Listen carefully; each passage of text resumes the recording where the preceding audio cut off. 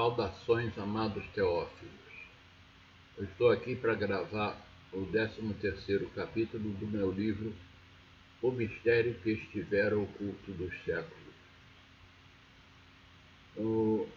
Eu tenho avisado em todos os meus vídeos que a leitura de um capítulo no meio do assunto pode fazer com que o Teófilo não entenda muito bem, ou tenha entendimentos até errados. O importante é para que você fique livre da doutrinação que foi dada pela cristandade, é necessário você pegar desde o começo. Então vocês vão no meu site escoladeteofilia.com, escoladeteofilia.com. Lá vocês vão ter todos os meus vídeos desde o prefácio. Prefácio, introdução, primeiro capítulo e assim diante. E de manhã deverá entrar essa gravação aqui. São 20 horas e 56 minutos do dia 1º de julho de 2019.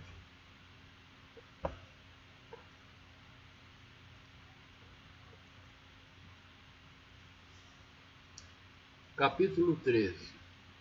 Como cheguei a essas conclusões?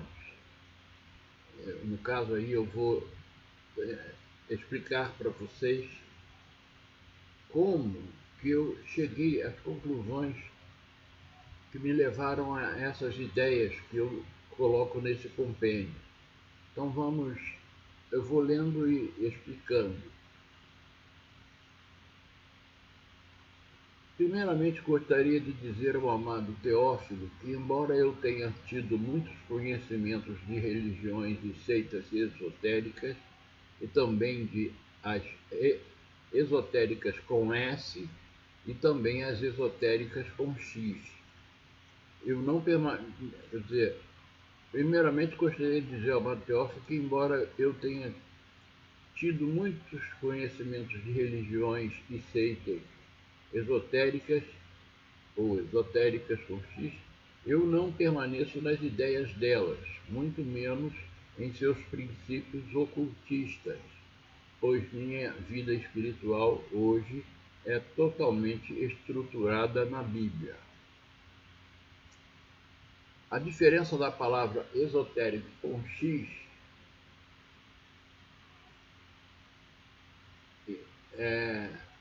quando a filosofia da seita não é secreta, e o esotérico com S é quando ela é secreta. Conhecer diversidades religiosas, mesmo sem tê-las praticado, me serviu em muito para ter uma maior sensibilidade do que significa uma convicção religiosa e doutrinária na psique humana. Aos 16 anos, fui aprovado na Escola de Especialistas de Aeronáutica, onde me formei na especialidade de eletrônica. Durante o tempo em que lá permaneci, conheci 3 pessoas que eram membros da antiga mística Ordem Rosa Cruz. Em nossas conversas, eu lhes fazia muitas perguntas, pois o fato de ter características orientais e ligação com o Antigo Egito despertou em muito o meu interesse.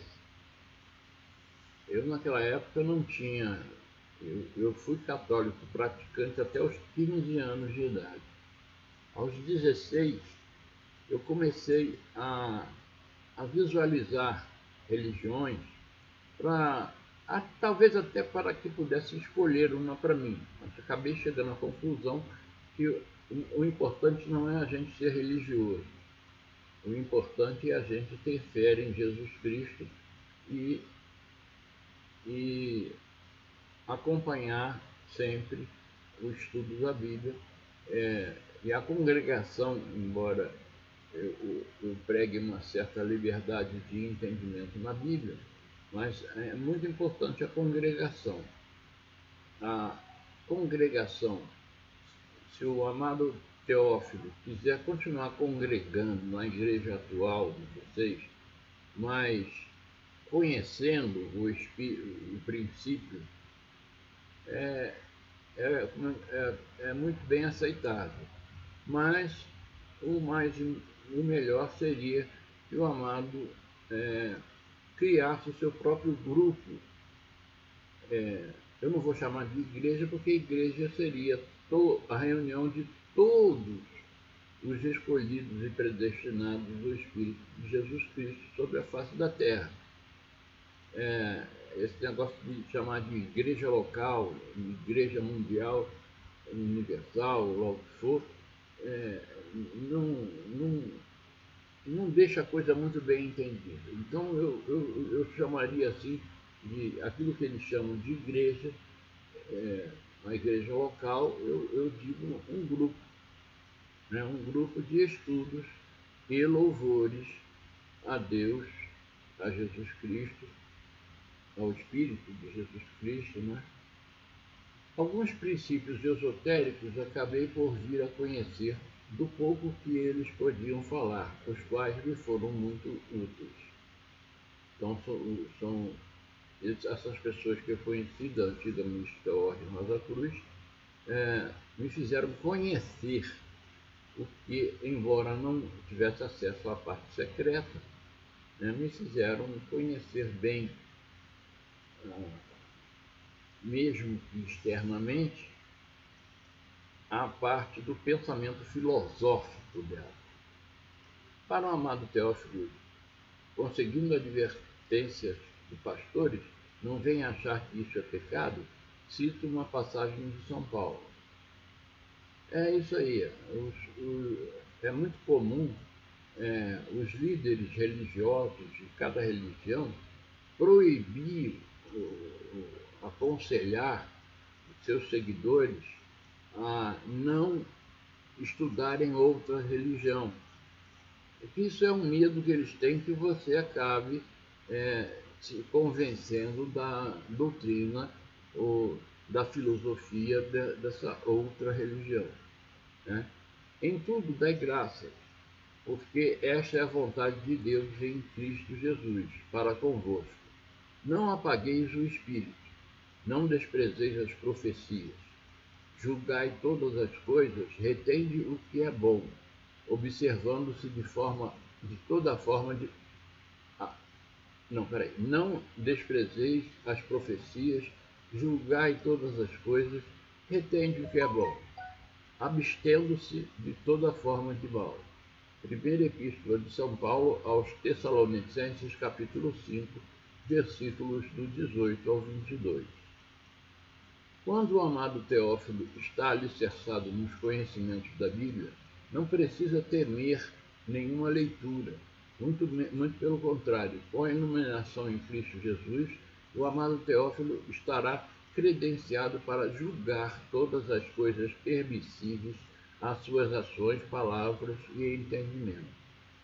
Quando o pregador ou líder pressiona suas ovelhas a não lerem nada que se relacione com a espiritualidade, é porque é inseguro, por sua falta de conhecimento da Bíblia ou pela consciência de que ele não está transmitindo o que deveria, ou seja, o ensino correto, que seria o alimento sólido que falaremos mais adiante. Então, os pastores são muito comuns, eu digo pastores, mas líderes de qualquer religião, é muito comum dizer que é pecado você ler livros de outras religiões ou mesmo de frequentarem outras religiões. Para eles é um tipo de um separatismo. E a coisa não é bem essa. Então, é como foi dito na passagem aqui da primeira Epístola de São Paulo. Não apagueis o espírito, não desprezeis as profecias. Julgai todas as coisas. Retende o que é bom, abstendo-se de toda forma de mal. Primeira Epístola de São Paulo aos Tessalonicenses, capítulo 5, versículos do 18 ao 22. Quando o pregador... Bom, aí... Agora, uma coisa muito importante. O entendimento correto da Bíblia, ele é muito importante. Tem uma passagem em Oséias que diz o seguinte: o meu povo está sendo destruído porque lhes falta o conhecimento. Profeta Oséias, capítulo 4, versículo 6. Esta passagem é do profeta Oséias, que foi contemporâneo do profeta Isaías, ou seja, viveu por volta de 8 séculos antes do nascimento de Jesus Cristo. Após minha formatura, fui classificado para servir em Santos, estado de São Paulo. Na base aérea de Santos, conheci um membro Rosa Cruz que também era do ciclo esotérico da Comunhão do Pensamento. Entidade essa que não era secreta. Então pude ter acesso a várias literaturas e estudar muitas coisas sobre hinduísmo, budismo, qualquer seita ou religião ocultista. Esse ciclo esotérico da Comunhão do Pensamento era, na verdade, uma editora de livros. Então você tinha acesso a livros e não tinha nenhuma, como se diz assim, não tinha nenhuma restrição para que o amado Teófilo possa conhecerem o ciclo esotérico da Comunhão do Pensamento. Podem ler os livros deles, que são livros que acrescentam.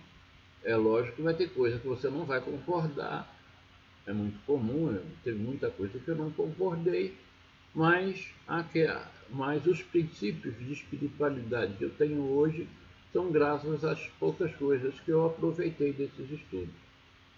Meu interesse era apenas estudar religiões, sem me tornar membro, pois na verdade eu estava mergulhando em uma fase de autoconhecimento e também queria entender a parte psíquica que envolve o homem e as religiões.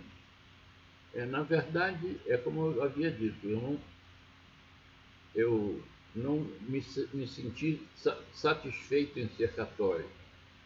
Católico, fui praticante, fiz um catecismo, já tinha contato com a Bíblia, eu lia a Bíblia católica. A primeira conclusão que eu cheguei foi de que o homem quer ter a certeza de sua eternidade. É isso que eu via em todas as pessoas que eu me correlacionava. Então vamos a uma passagem. Ora, se é corrente pregar que Cristo ressuscitou dentre os mortos, como, pois, afirmam alguns dentre vós que não há ressurreição de mortos? E se não há ressurreição de mortos, então Cristo não ressuscitou. Se Cristo não ressuscitou, é vã a nossa pregação e vã a vossa fé, e somos tidos por falsas testemunhas de Deus, porque temos asseverado contra Deus que ele ressuscitou a Cristo, ao qual ele não ressuscitou, hipoteticamente, lógico, se é certo que os mortos não ressuscitam. Porque se os mortos não ressuscitam, também Cristo não ressuscitou. E se Cristo não ressuscitou, é vã a vossa fé e ainda permaneceis nos vossos pecados. E ainda mais, os que dormiram em Cristo pereceram, ou seja, não tiveram eternidade. Se a nossa esperança em Cristo se limita apenas a esta vida, somos os mais infelizes de todos os homens. Primeira Epístola de São Paulo aos Coríntios, capítulo 15, versículo do 12 ao 19. A expressão "e ainda permaneceis nos vossos pecados" é porque a ressurreição de Jesus Cristo, além de derrotar a morte, traz o triunfo sobre seu sofrimento vicário, concedendo gratuidade ao perdão de nossos pecados. Ou seja, Jesus Cristo passou por tudo aquilo que nós, pela lei, deveríamos passar para que nós ficássemos isentos da lei. Isso vai ser explicado, está sendo explicado durante todo o livro. Como já havia sido profetizado pelo profeta Isaías, por volta do 8º século antes do nascimento de Jesus Cristo, que ele, Jesus Cristo, traria a graça, ou seja, o perdão imerecido dos pecados passados, que passaram a depender apenas do arrependimento, reforçando a ideia do sacrifício único de Jesus Cristo, abolindo-se os rituais de sacrifício para perdão de pecados. Mas ele foi transpassado, agora é uma passagem, mas ele foi transpassado pelas nossas transgressões e moído pelas nossas iniquidades. O castigo que nos traz a paz estava sobre ele, e pelas suas pisaduras fomos sarados. Está no profeta Isaías, capítulo 53, versículo 5. A palavra arrependimento é do original grego metanoia, que significa transformação ou novo nascimento, que é explicado por Jesus Cristo a Nicodemos no capítulo 3 do Evangelho segundo São João. A isto respondeu Jesus: em verdade te digo, se alguém não nascer de novo, não pode ver o reino de Deus. Evangelho segundo São João, capítulo 3, versículo 3. Com relação à passagem da Epístola de São Paulo aos Coríntios, que é a antepenúltima passagem que eu fiz agora, eu destaco a frase: e ainda mais os que dormiram em Cristo pereceram. E esta forma de tratar esse assunto, tanto Jesus Cristo como seus discípulos costumavam, ao referir-se à morte, tratá-la como se fosse o ato de dormir. Para quem tem a certeza da ressurreição, isto é absolutamente natural. Mas o foco da antepenúltima citação é: se a nossa esperança em Cristo se limita apenas a esta vida, somos os mais infelizes de todos os homens. Porque, como foi dito, o homem se preocupa muito com sua eternidade, com a sua vida além da morte. Há um certo desespero para uma pessoa que não tem fé, não tem a ideia de que vai ter uma vida após a morte. Ela costuma ser uma pessoa amarga e até o seu comportamento na sociedade passa a ser influenciado por isso. Quer dizer, se não tem que prestar contas, eu vou morrer, vou apagar mesmo, então. E não tem nenhuma necessidade de eu estar me estudando, me relacionando, congregando, né? Todas as religiões existem. Em todas as religiões existem conceitos que determinam a eternidade.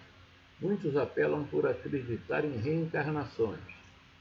De tudo o homem faz, em qualquer coisa acredita, desde que sua eternidade esteja garantida. Mas a ressurreição de Jesus Cristo é a única prova cabal disto, e antes de sua crucifixão, em suas pregações, em especial no Evangelho segundo São João, Jesus Cristo faz essa assertiva várias vezes, prometendo a vida eterna aos seus escolhidos, assim como é repetido em vários versículos de todo o Novo Testamento.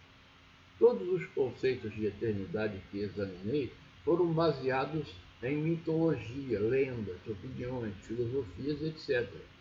Mas a existência de Jesus Cristo tem comprovação histórica.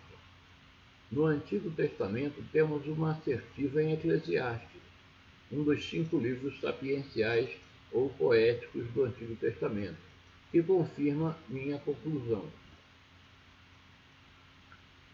Tudo fez Deus formoso no seu devido tempo. Também pôs a eternidade no coração do homem, sem que este possa descobrir as obras que Deus fez desde o princípio até o fim. Eclesiastes, capítulo 3, versículo 11.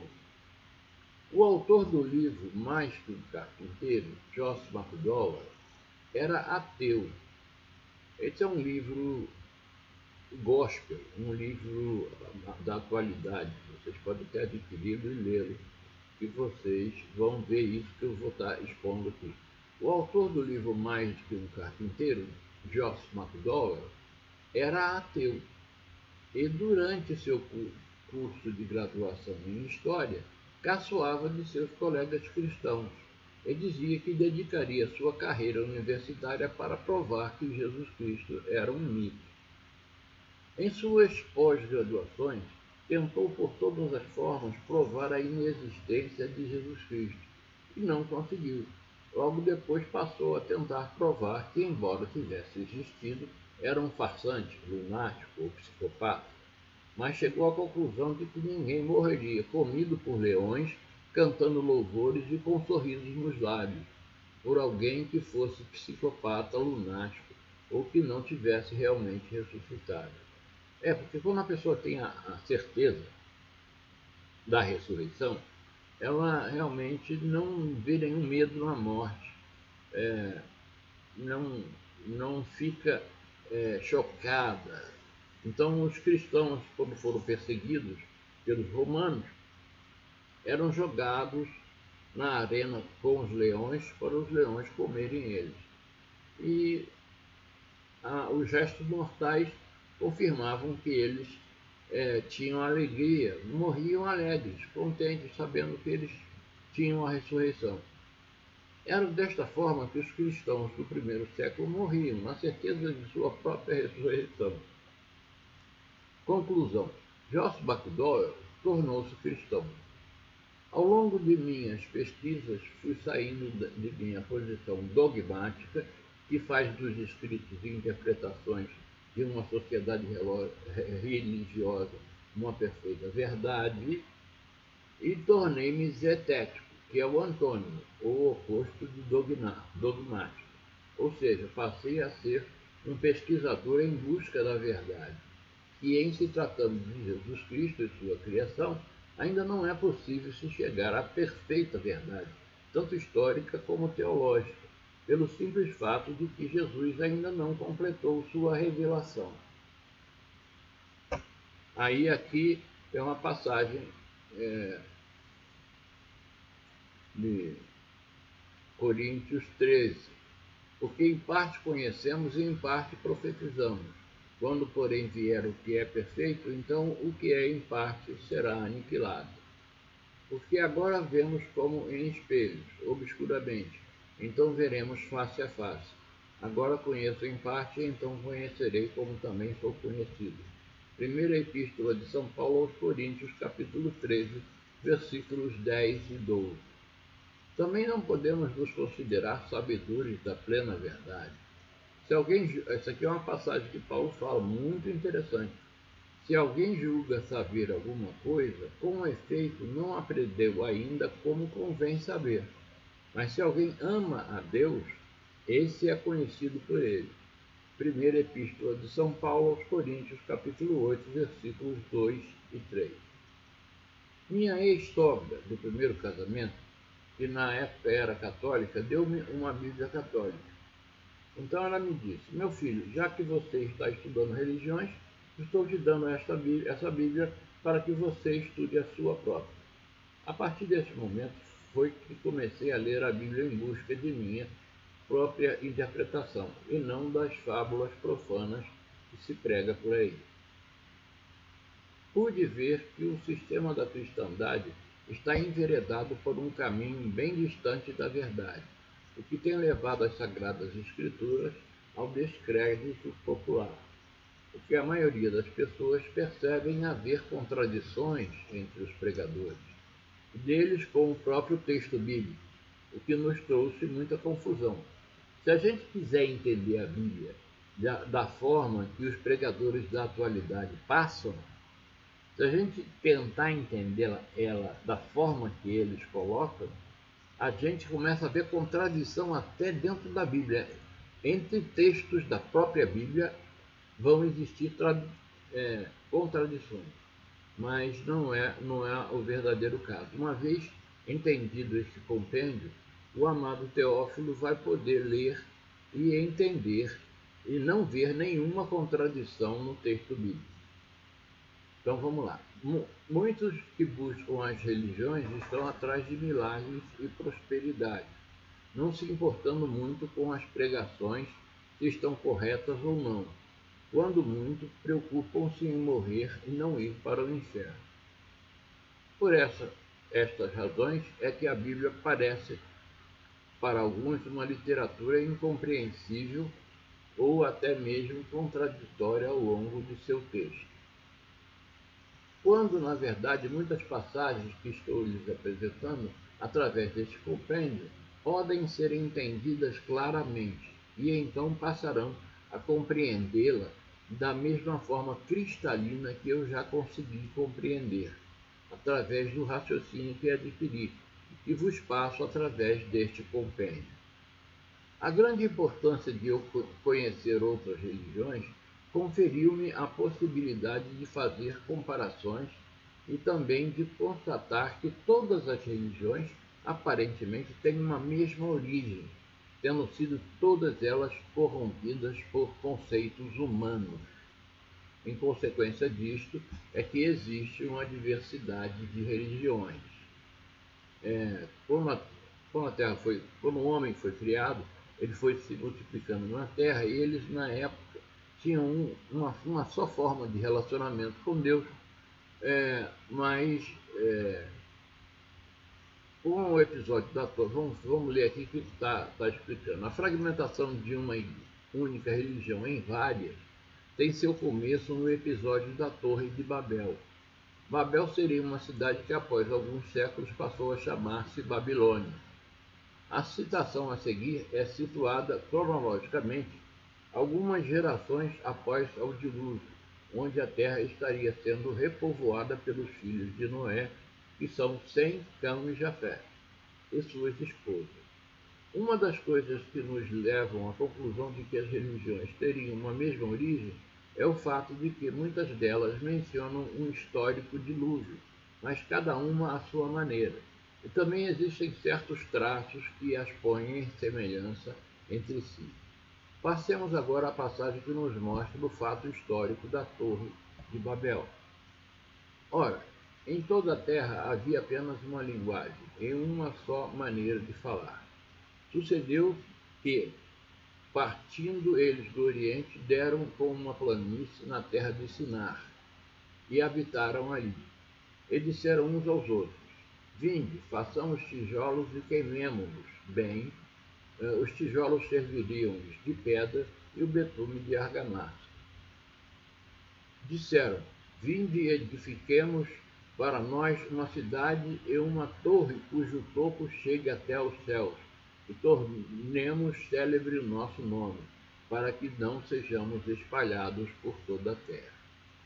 Então desceu o Senhor para ver a cidade e a torre que os filhos dos homens edificavam, e o Senhor disse: Eis que o povo é um, e todos têm a mesma linguagem. Isto é apenas o começo, agora não haverá restrição para tudo que intentam fazer. Porque o homem começou a querer traçar, ou seja, se colocar na posição de Deus. A verdade foi essa. Vinde, deixamos e confundamos ali a sua linguagem para que um não entenda do outro. Desta arte o Senhor os dispersou dali pela superfície da terra e cessaram de edificar a cidade. Chamou-se-lhe por isso o nome de Babel, porque ali confundiu o Senhor a linguagem de toda a terra, e dali o Senhor os dispersou por toda a superfície da terra. Então, eles dispersos, eles foram formando focos de religiosidades que começaram a seguir padrões diferentes uns dos outros. Mas existe uma pequena substância em toda religião que traça uma linha reta, um paralelo, colocando as religiões bem familiares, todas elas entre si. Gênesis capítulo 11, versículos do 1 ao 9. Ora, em toda a terra havia apenas uma linguagem e uma só maneira de falar. Havia também só religião, havia somente uma só religião, ou seja, todos se relacionavam com o Espírito de Jesus Cristo de única forma, concebendo um único Criador. Daí por diante houve diversidade de idiomas e de religiões sobre a terra. Vinde, desçamos e confundamos ali a sua linguagem, para que um não entenda a do outro. Quero lembrar o amado Teófilo que no capítulo 6, os destinados para a ira, na página 69, expus a razão do Espírito de Jesus Cristo estar referindo-se a si próprio utilizando o plural. A questão é de tradução e não que houvesse uma trindade a confabular seus feitos. Antes de confessar Jesus Cristo como autor de minha vida eterna, eu via em religiões como o hinduísmo, por exemplo, me apresentarem um Deus onipotente, onipresente e onisciente, ou seja, total e absolutamente soberano. Então, tinha os seus desvios, a religião hinduísta tem os seus desvios, mas eles veem um Deus muito mais poderoso. Eles têm uma visão muito mais grandiosa, infinitamente grandiosa de Deus. Mas na cristandade, quando eu visitava vários cultos de várias denominações, eu via um Deus que se permite ser manipulado pelo homem, ou seja, que depende da aceitação do homem. Isso, para mim, era inconcebível. Se vocês observarem na cristandade atual, existem vários fatores e conceitos que nos apresentam um Deus totalmente limitado. Então passei a concentrar meus estudos exclusivamente na Bíblia e pude ver que a Bíblia me descreve esse mesmo Deus onipotente, onipresente e onisciente, que é o Espírito de Jesus Cristo. O Espírito de Jesus Cristo é como o que eu via nas filosofias orientais, mas com algo especialíssimo. Uma diferença que existe entre as religiões orientais é que Deus está num pedestal, está muito distante do ser humano. Então, o Espírito de Jesus Cristo é como o que eu via nas filosofias orientais, mas com algo especialíssimo. Apesar de toda essa grandeza e infinitude, ele é também um ser pessoal e trata cada um de nós com exclusividade, o que lhe é possível por ser onipresente. Foi desta forma que cheguei a perceber que eu não estava lendo a Bíblia com olhos iluminados. Eu estava bitolado por conceitos que o homem perverteu e eu estava mais baseado em tradições do que na verdade. Passei a ver também que a Bíblia não é tão complicada como dizem. Eu apenas estava hipnotizado por conceitos puramente humanos. Então, dessa forma,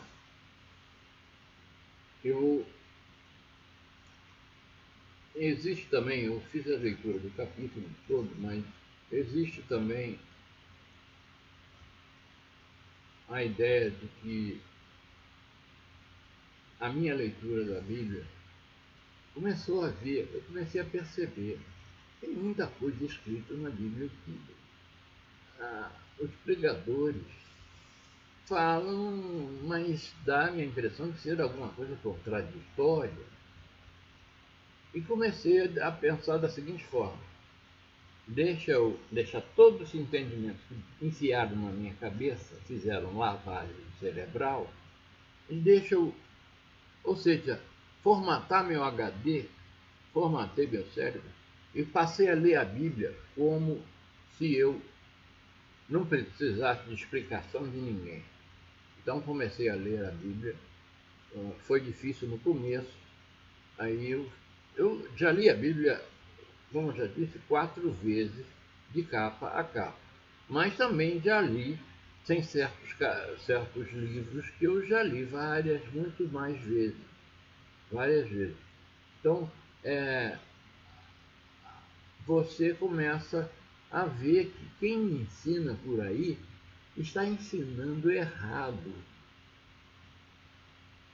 E você acaba ficando confuso.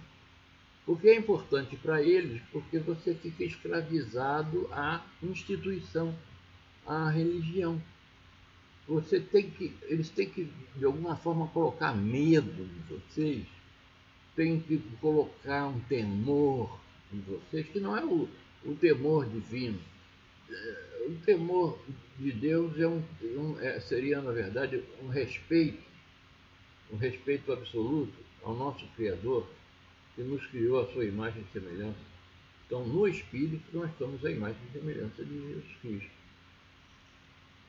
Agora, na carne, houve a maldição da terra e nós acabamos desenvolvendo uma história da humanidade aí, onde o homem já passou por existem muitas coisas que se contam na história mundial, guerras, traições, uma série de coisas.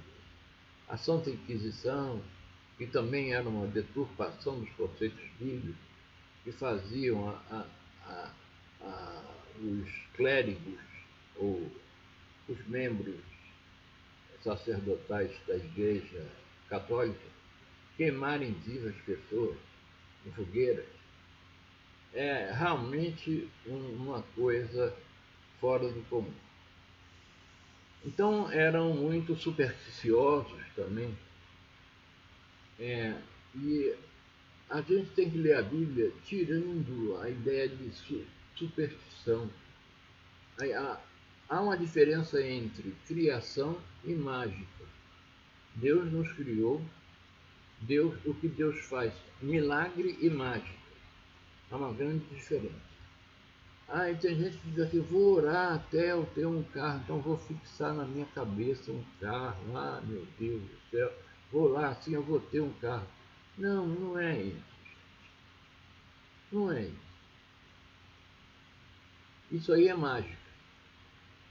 Você usar a força do pensamento, usar simpatias, usar verdadeiros cerimoniais para se conquistar alguma coisa, isso aí é considerado mágico. E a mágica não é real. Mas o milagre é real. E ele é feito pelo Criador. Lógico que a seu pedido, muitas vezes. Mas não é sempre o que a gente quer. Deus não fez o milagre que eu queria, então não quero saber mais de igreja, não quero saber mais de nada. Não, não é assim. Nós temos que saber e ter a paz no coração de saber que nós somos eternos, nós temos uma vida após a morte. E existem muitas religiões que defendem isso, a vida após a morte, a eternidade. A maioria delas falam de uma eternidade, de vida após a morte. Mas a Bíblia explica qual é a forma que você vai alcançar a eternidade. Porque você é escolhido e predestinado. Aí você já pode se considerar com a sua eternidade garantida. Mas aí eu tenho um capítulo que fala dos destinados para a ira. Existem pessoas que foram colocadas nesse mundo, mas não são não têm um espírito. Elas têm uma sombra, são os psicopatas, os sociopatas. Eles não têm correção para eles. A Bíblia fala disso em várias passagens. No meu compêndio, eu separei as passagens que mais falam desses assuntos. Então, eu recomendo ao amado Teófilo que vá lá no meu site escoladeteofilia.com e leia os capítulos do meu livro na ordem e na sequência. E vocês vão aproveitar melhor o entendimento que eu tento passar para vocês. Bom, então vamos dar por encerrado hoje e fica dessa forma. No meu site vocês escoladeteofilia.com, lá vocês vão encontrar meus vídeos. Eu vou colocar esse 13º vídeo assim que eu fizer o upload para o YouTube. E do YouTube eu compartilho com várias outras redes sociais, mas as redes sociais, a linha do tempo vai indo embora e você não vai ter mais acesso, mas no meu site vai estar tudo lá. Vai estar tudo guardadinho lá para você examinar a hora que você quiser. Ok? Então, Deus abençoe vocês e guarde. E são 21 horas e 35 minutos do dia 1º do 7 de julho de 2019. Então, vamos dar por encerrada essa gravação e amanhã eu estarei gravando o capítulo 14º. Até uma próxima e saudações.